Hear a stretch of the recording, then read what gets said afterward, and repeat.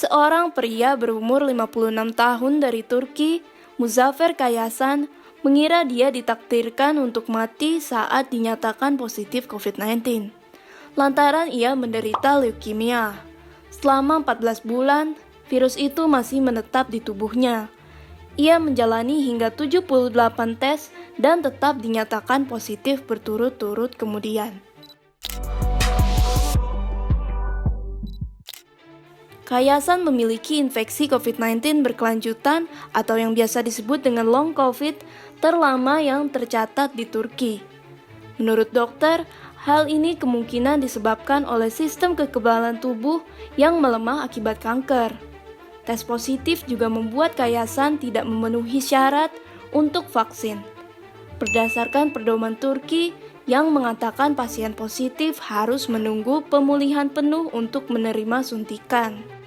Kayasan yang kehilangan indera perasa dan penciumannya karena virus COVID-19 itu telah meminta pihak berwenang untuk setidaknya meringankan karantinanya.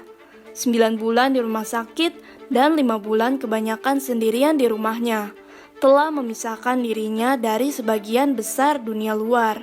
Dia juga terpisah dari cucunya, Azra, yang tinggal di taman saat berkunjung, berbicara dengannya melalui pintu kaca belakang. Meski sudah keluar masuk rumah sakit sejak November 2020, semangatnya tetap tinggi.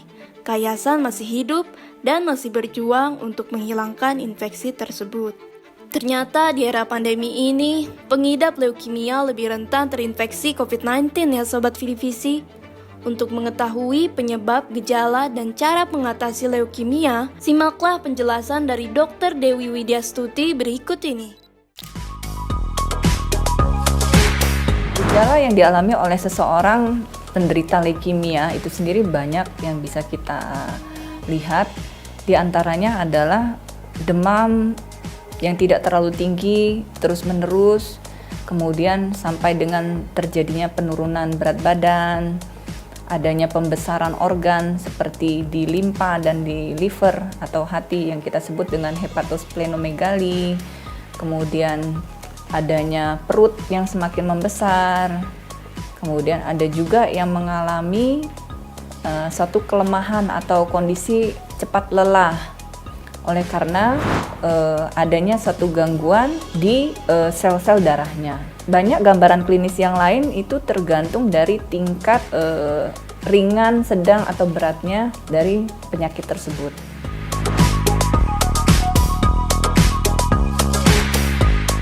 Yang membedakan ringan, sedang, beratnya itu sendiri sebenarnya kondisi si pasien itu sendiri sampai mana keterlibatan organ yang mengalami komplikasi. Ya, contoh misalkan ada juga yang mengalami gagal ginjal seperti itu, sehingga gambaran klinisnya juga tidak jauh berbeda dari gambaran klinis gagal ginjal.